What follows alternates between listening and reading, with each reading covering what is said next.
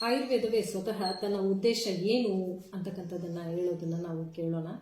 ಸ್ವತಃ ಆಯುರ್ವೇದ ಹೇಳುತ್ತೆ, ಆಯುರ್ವೇದ ಅಂದ್ರೇನು ಅಂದರೆ ಹಿತಹಿತಂ ಸುಖಂ ದುಃಖಂ ಆಯುಸ್ತಸ್ಯ ಹಿತಹಿತಂ ಮಾನಂಚ ತಚ್ಚ ಯತ್ರೋಕ್ತಂ ಆಯುರ್ವೇದ ಸ ಉಚ್ಯತೆ ಅಂತ ಹೇಳುತ್ತೆ.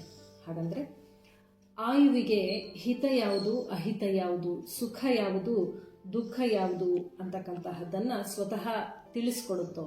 ಅದರ ಒಂದು ಮಾನ ಪರಿಮಾಣ ಏನು, ಮಾನಂಚ ತಚ್ಚ ಯತ್ರೋಕ್ತಂ ಆಯುರ್ವೇದ, ಅವುಗಳ ಮಾನ ಏನು, ಆ ಒಂದು ವ್ಯಾಖ್ಯಾನ ಏನು, ಅವುಗಳ ಲಕ್ಷಣ ಏನು ಅಂತಕ್ಕಂಥದ್ದನ್ನು ಎಲ್ಲಿ ತಿಳಿಸಲ್ಪಟ್ಟಿದೆಯೋ ಅದೇ ಆಯುರ್ವೇದ ಅಂತ ಹೇಳ್ತದೆ. ಹಾಗೆ ಈ ಆಯು ಅಂದರೆ ಯಾವುದು, ಇಲ್ಲಿ ಹಿತ ಅಹಿತ ಸುಖ ದುಃಖ ಆಯುವಿಗೆ ಯಾವುದು ಅನ್ನೋದನ್ನು ತಿಳಿಸ್ಕೊಡುತ್ತೋ, ಅದರ ಒಂದು ಲಕ್ಷಣಗಳೇನು, ಗುಣಗಳೇನು, ಆ ಒಂದು ಮಾನ ಪ್ರಮಾಣವನ್ನು ತಿಳಿಸ್ಕೊಡ್ತಕ್ಕಂಥದ್ದನ್ನ ಆಯುರ್ವೇದ ಅಂದ್ರಲ್ಲ. ಆಯು ಅಂದರೆ ಯಾವುದು? ಆಯು ಅಂದರೆ ಶರೀರೇಂದ್ರಿಯ ಸತ್ವಾತ್ಮ ಸಂಯೋಗೋಧಾರಿ ಜೀವಿತಂ ನಿತ್ಯಗಶ್ಚ ಅನುಬಂಧಶ್ಚ ಪರ್ಯಾಯೈಹಿ ಆಯುರುಚ್ಯತೆ. ಆಯು ಅಂದರೆ ಯಾವುದು ಅಂದರೆ ಶರೀರ, ಎಲ್ಲ ಇಂದ್ರಿಯಗಳು, ಸತ್ವ ಅಂದರೆ ಮನಸ್ಸು ಮತ್ತು ಆತ್ಮ, ಇವುಗಳ ಒಟ್ಟು ಸಂಯೋಗವನ್ನು ಆಯು ಅಂತ ಹೇಳಿದ್ರೆ ಇಲ್ಲಿ ದೇಹ ಅಂತ ನಾವು ತಿಳಿಬಹುದು. ಇದನ್ನ ಯಾರು ಧರಿಸಿದಾರೋ, ಯಾವುದು ಜೀವನ ನಡೀತಾ ಇದೆಯೋ ಅದನ್ನ ಆಯು ಅಂದ್ರೆ ನಾವೀಗೇನು ನಮ್ಮ ದೇಹ ನಮ್ಮ ಶರೀರ ಅಂತ ಹೇಳ್ತೀವೋ ಅದನ್ನೇ ಆಯು ಅಂತ ಕರೆದಿದೆ. ಯಾವುದು ಇದನ್ನೆಲ್ಲ ಧರಿಸಿದೆ, ಒಂದು ಶರೀರ ಎಲ್ಲ ಇಂದ್ರಿಯಗಳಿಂದ ಕೂಡಿರಬೇಕು, ಮನಸ್ಸಿನಿಂದ ಕೂಡಿರಬೇಕು ಹಾಗೂ ಆತ್ಮನಿಂದ ಕೂಡಿರಬೇಕು. ಹೀಗೆ ಧರಿಸಿರೋ ಅಂಥದ್ದನ್ನು ಆಯು ಅಂತಾರೆ. ಇದನ್ನ ಜೀವನ ಮಾಡ್ತಾ ಇರೋದ್ರಿಂದ ಇದನ್ನ ಜೀವಿತ ಅಂತ ಕರೀತಾರೆ. ನಿತ್ಯಗಶ್ಚ, ನಿತ್ಯಗ ಅಂದ್ರೆ ಇಲ್ಲಿ ಒಂದು ಸಂಯೋಗ ಇದೆ, ಆತ್ಮ ಮನಸ್ಸು ಶರೀರ ಇಂದ್ರಿಯಗಳ ಒಂದು ಸಂಯೋಗ ಏನಿದೆಯೋ ಆ ಒಂದು ಸಂಯೋಗದ ಆಧಾರದ ಮೇಲೆ ಇದು ನಿತ್ಯಗ, ಇದು ಇರುತ್ತದೆ. ಅನುಬಂಧಶ್ಚ, ಇದು ಆತ್ಮನೊಂದಿಗೆ ಇರ್ತಕ್ಕಂಥದ್ದು, ಯಾವುದರಲ್ಲಿ ಯಾವಾಗಲೂ ಇರ್ತಕ್ಕಂತಹ ಒಂದು ಶಕ್ತಿ ಇದೆಯೋ ಅದನ್ನ ನಿತ್ಯಗ ಅಂತ ಹೇಳಿದ್ದಾರೆ. ಶರೀರದೊಂದಿಗೆ ಆ ಶಕ್ತಿಯ ಸಂಯೋಗವನ್ನು ನಿತ್ಯಗ ಅಂತ ಕರೆದಿದ್ದಾರೆ. ಅನುಬಂಧ ಅಂತಲೂ ಕರೆದಿದ್ದಾರೆ.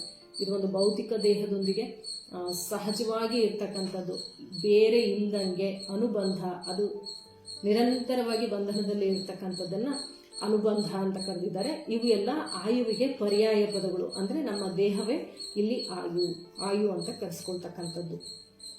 ಇವುಗಳಿಗೆ ತಿಳಿಸಿರುವಂತಹ ಒಂದು ಲಕ್ಷಣಗಳು, ಮಾನ ಪರಿಭಾಷೆ ಅಥವಾ ಮಾಹಿತಿಗಳು, ಏನೇನೆಲ್ಲ ಜ್ಞಾನಗಳಿದೆಯೋ ಅವೆಲ್ಲವೂ ಒಂದೇ ಕಡೆಗೆ ಸಿಗ್ತಕ್ಕಂಥದ್ದನ್ನ ಒಂದು ರಾಶಿ ಜ್ಞಾನವನ್ನ ವೇದ ಅಂತ ಕರೀತಾರೆ. ವೇದ ಅಂದ್ರೇನು? ಒಂದು ಸಮೂಹ, ಒಂದು ರಾಶಿ, ಜ್ಞಾನದ ರಾಶಿಯನ್ನ ವೇದ ಅಂತ ಕರೆದಿದ್ದಾರೆ. ಈ ಜ್ಞಾನದ ರಾಶಿಯಲ್ಲಿ ಏನೇನಿದೆ ಅಂದ್ರೆ ಆಯುವಿನ ಬಗ್ಗೆ, ಮನುಷ್ಯ ದೇಹದ ಬಗ್ಗೆ ಸಕಲ ಮಾಹಿತಿ ಇದೆ, ಸಕಲ ಜ್ಞಾನ ಇದೆ. ಏನು ಮಾಡಬೇಕು, ಹೇಗೆ ಮಾಡಬೇಕು, ಯಾವುದು ಹೇಗಿರುತ್ತೆ, ಏನು ಮಾಡಬೇಕು, ಏನು ಮಾಡಿದರೆ ಸರಿಯಾಗತ್ತೆ, ಏನಾದರೆ ಏನಾಗತ್ತೆ, ಇವೆಲ್ಲವುಗಳು ಸಿಗ್ತಕ್ಕಂಥದ್ದನ್ನ ಆಯುರ್ವೇದ ಅಂತ ಕರೆದಿದ್ದಾರೆ. ಹಾಗಿದ್ರೆ ಆಯುರ್ವೇದದ ಉದ್ದೇಶ ಏನು? ಉದ್ದೇಶ ಏನಪ್ಪಾ ಅಂತ ಹೇಳಿದ್ರೆ ಇನ್ನೂ ಸ್ಪಷ್ಟವಾಗಿರುತ್ತೆ. ಸ್ವಸ್ಥಸ್ಯ ಸ್ವಾಸ್ಥ್ಯ ರಕ್ಷಣಂ ಆತುರಸ್ಯ ವಿಕಾರ ಪ್ರಶಮನಂ ಅಂತಕ್ಕಂಥದ್ದನ್ನ ಸ್ವತಃ ಆಯುರ್ವೇದ ತನ್ನ ಉದ್ದೇಶವಾಗಿ ಹೇಳುತ್ತೆ.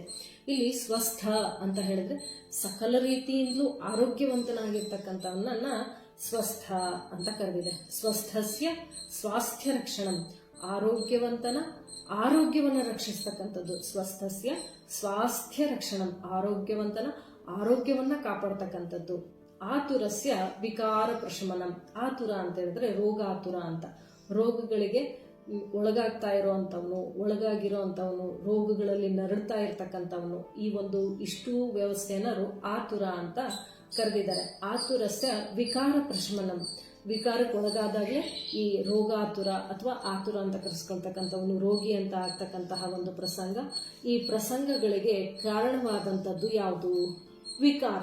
ಆ ವೈಕೃತಿಯನ್ನ ನಿವಾರಣೆ ಮಾಡ್ತಕ್ಕಂಥದ್ದು, ಉಪಶಮನ ಮಾಡ್ತಕ್ಕಂಥದ್ದು ಆಯುರ್ವೇದದ ಉದ್ದೇಶ ಅಂತ ಸ್ವತಃ ಆಯುರ್ವೇದವೇ ಹೇಳುತ್ತೆ. ಹಾಗಿದ್ಮೇಲೆ ಆಯುರ್ವೇದ ಅಂದರೆ ಆರೋಗ್ಯವಂತರು ಕೂಡ ಅನುಸರಿಸಬೇಕಾದ ನಿಯಮಗಳಿದಾವೆ. ರೋಗಿ ಆಗಿರೋಂಥವ್ರು ರೋಗ ನಿವಾರಣೆ ಮಾಡಿಕೊಂಡು ಆರೋಗ್ಯವನ್ನು ಪಾಲಿಸಬೇಕಾದಂತಹ ನಿಯಮಗಳು ಇದ್ದಾವೆ. ಬನ್ನಿ ಆಯುರ್ವೇದ ತಿಳಿಯೋಣ. ಧನ್ಯವಾದಗಳು.